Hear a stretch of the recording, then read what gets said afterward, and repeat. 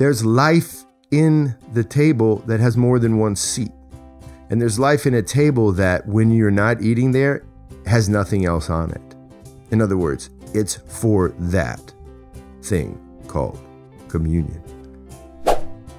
Hello and welcome to Why Are We Talking About Rabbits? That's this podcast. We use philosophy, history, I don't know, some theology, years of deeply immersive experiences, doing our work at First Things Foundation to figure out, hey, what world do we live in? Why is it like this? And can we learn some lessons about it from the old world? Because that's kind of where we work. That's what we learn about and we share it with you on WAWTAR. Today, we're going to talk about alone time. Alone time. What is that?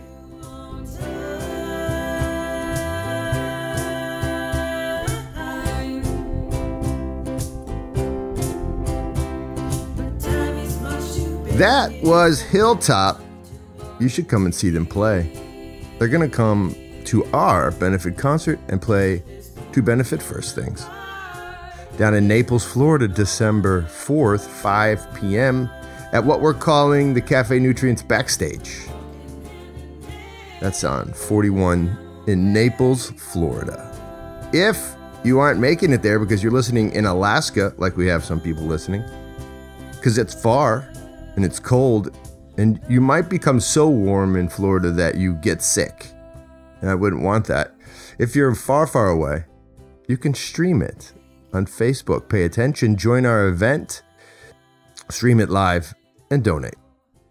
Because we're trying to work in this crazy world. Speaking of that, guys, this crew that listens, this crew that's growing ever so slowly, this crew that's starting to figure out, hey, you know what?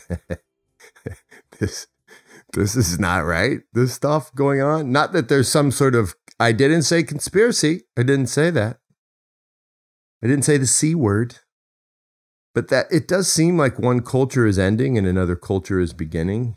That one dream of success is being replaced by another dream of success. Whether or not you think that's success, want to have a talk about it? Go to our Facebook, we will.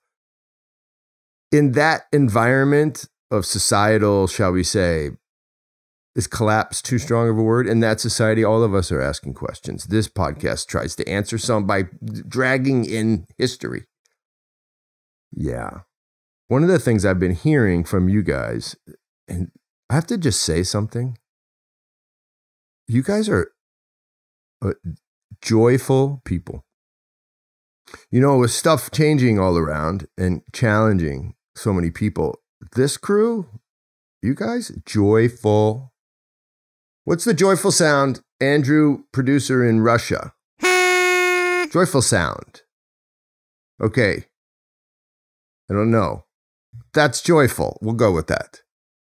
Joyful sound for joyful people. And I think that's the point of this pod, even though sometimes it's heavy things done heavy. We're going to do heavy things lightly. So what is alone time for you guys? Here's alone time as per an article from CNN. Alone time, they quote, is not loneliness. Alone time is different than loneliness. Loneliness carries health risks, they tell us, including increased risk of heart disease and depression. Yeah, that makes sense. Loneliness. But carving out some me time, on the other hand, is pretty awesome. Unquote. I like that. They helped me. I was listening to a podcast that was talking about some numbers that just came out about all-time suicide rate in the United States over the last year, April to April, 220, 221. Most of that in this particular podcast was supposedly the result of increased drug use, which of course is just self-medication. So alone time is not unhealthy, but loneliness is. It's interesting. Me time is the word. Now, I'm a New World person, and me time, I don't like that phrase. Do you guys like it? Do you like me time. I don't know why I don't like it. I think that's what this podcast is. It's going to be a working out of that. But I can tell you one thing about the old world, and I'm talking now here, I can just say this, that during my time serving in various places overseas in the 90s and early 2000s, and now working with all these guys who are in Guatemala and Sierra Leone, Mozambique, and Georgian Republic, yada, yada. Guys, many of the cultural, technical, political implements in those societies is circa 1200 stuff. Okay? It doesn't mean that they're backwards. It means that much of the culture operates as it did, say, in the 12 and 1300s. In other words, it's fundamentally communitarian. And so it's like a living petri dish for us New Worlders.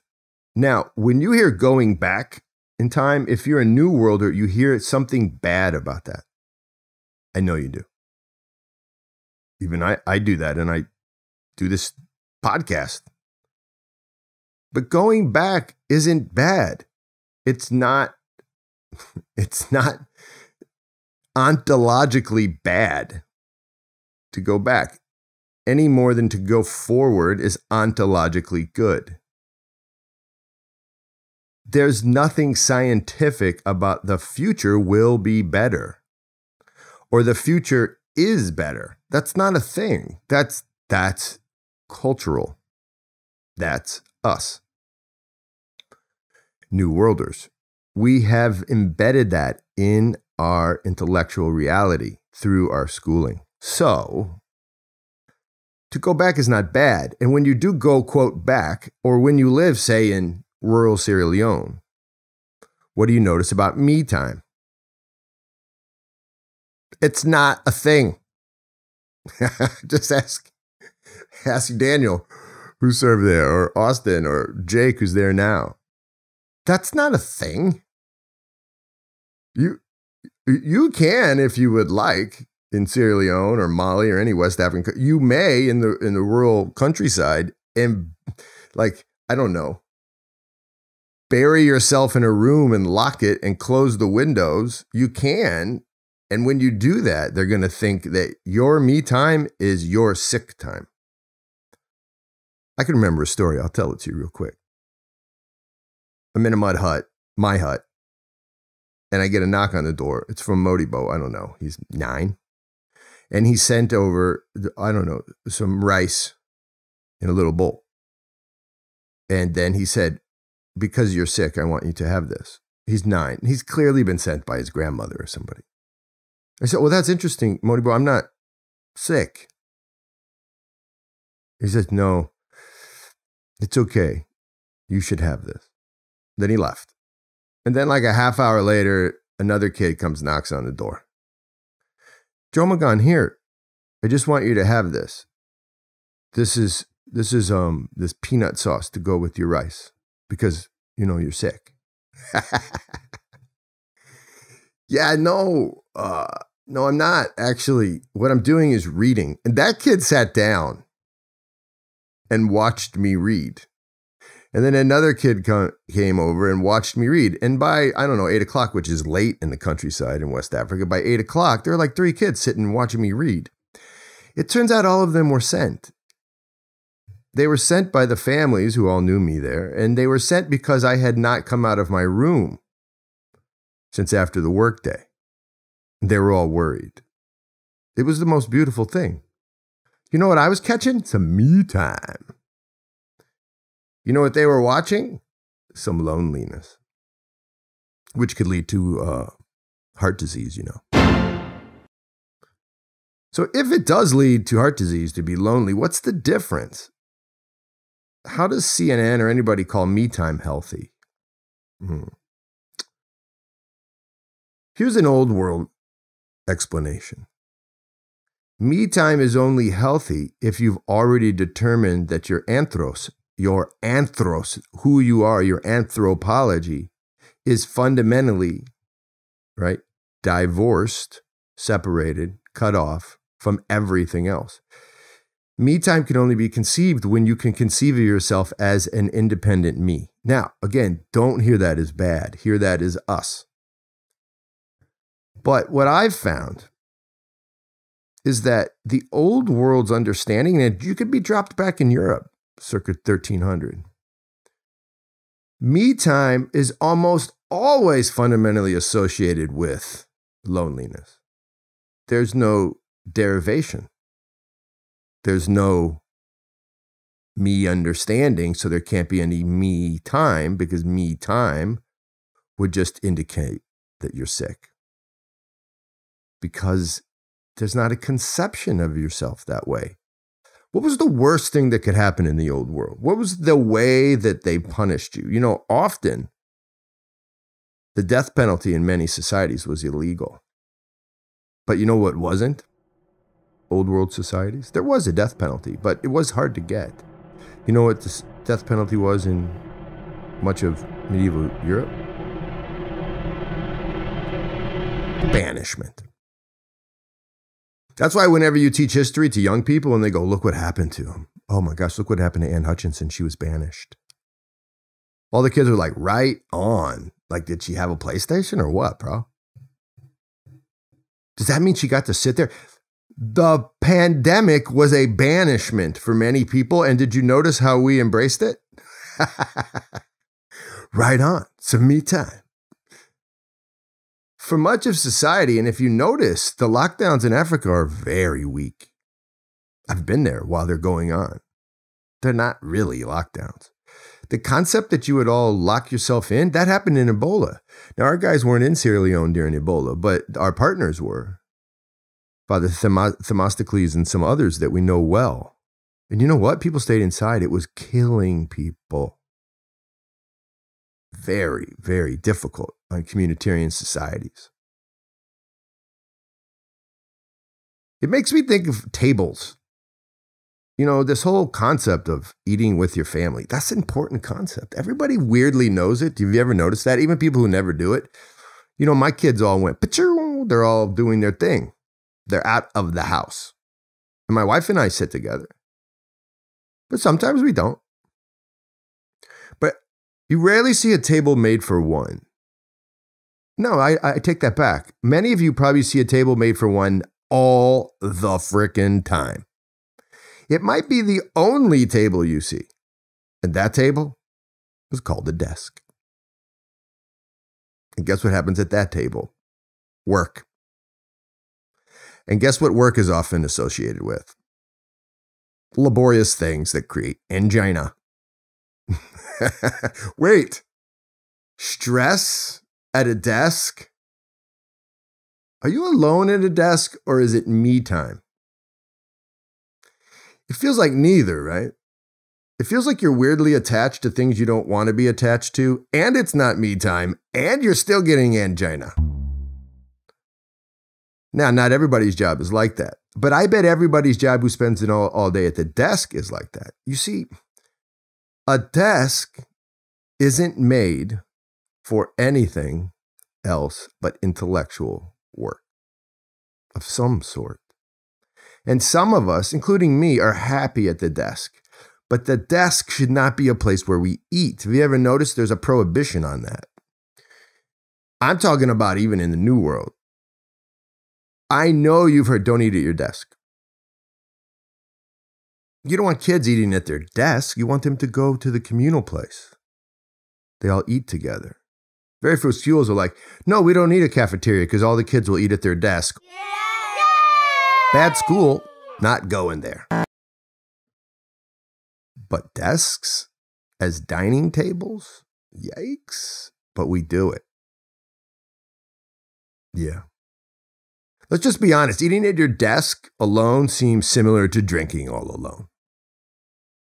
Like on your couch in the dark. There's something not right about it.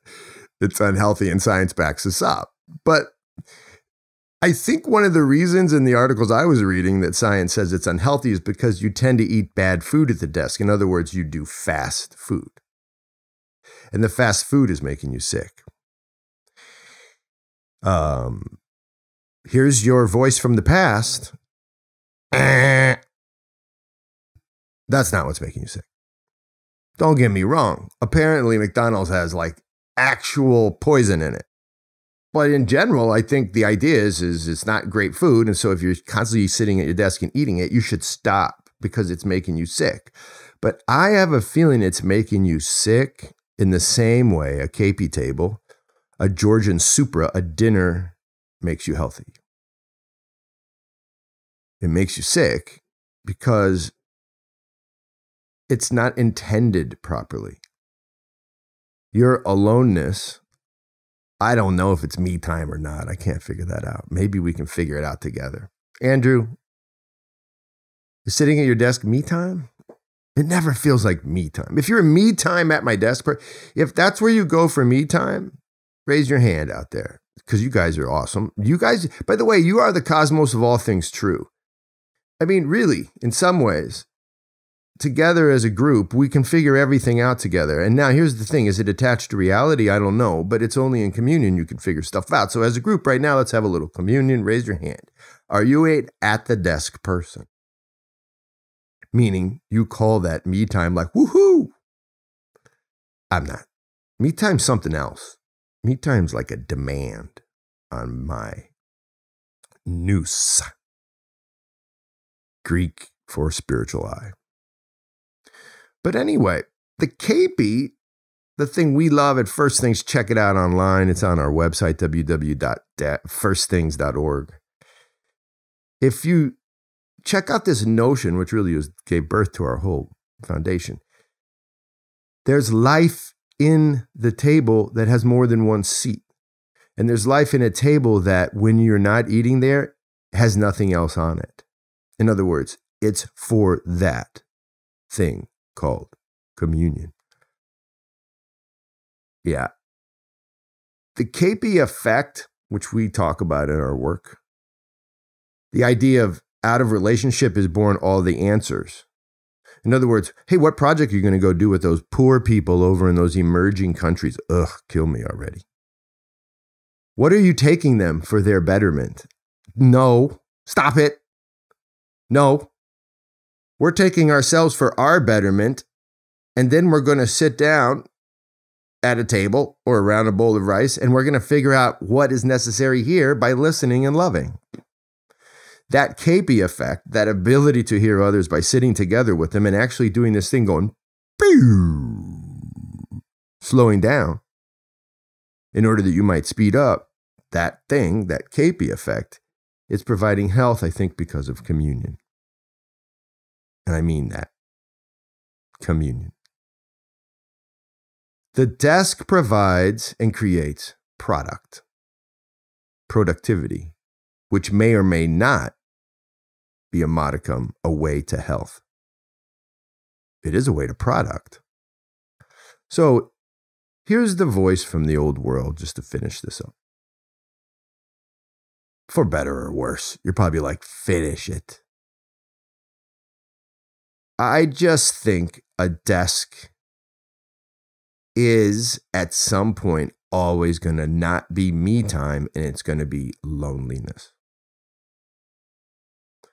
And no matter how hard in the pandemic we try to embrace this concept of sitting at our desk and communing with others, it's a lie.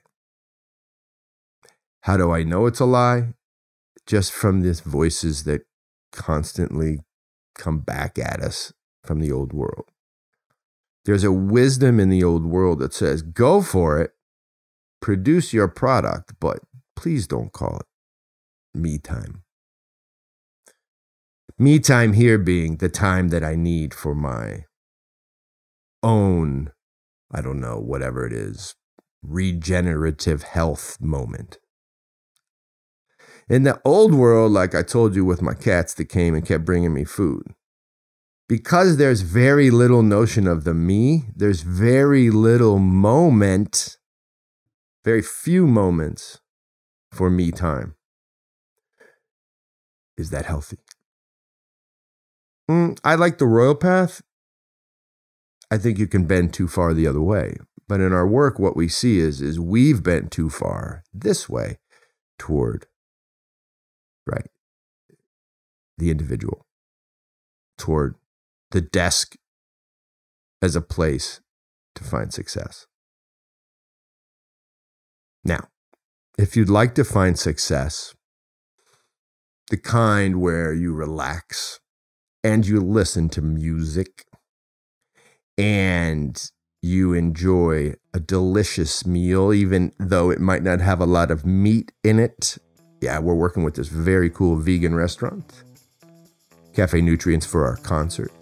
If you're that person and you're in the South, or even like some of these beautiful people that are flying down for this concert, whatever you are, be there December 4th. So come and eat food, listen to music, do your thing, and you can do all of that at another First Things thing that we do called KP. That's our restaurant that's opening in Greenville. Gagi Marjos, that's the end of this particular event called WAWTAR. It is amazing to have you all out there. I just can't get over some of the things that happen each week because of this little community we're building. I am looking always to get on some other shows. I was on one last week. It was a nutty thing with two dumb dudes from Rhode Island, and they call themselves that. I don't. Look for that. It's on Teach Two Dumb Dudes. It's a podcast. Very fun. A little different. A little bit of, I don't know, some old school. My New York kicked in.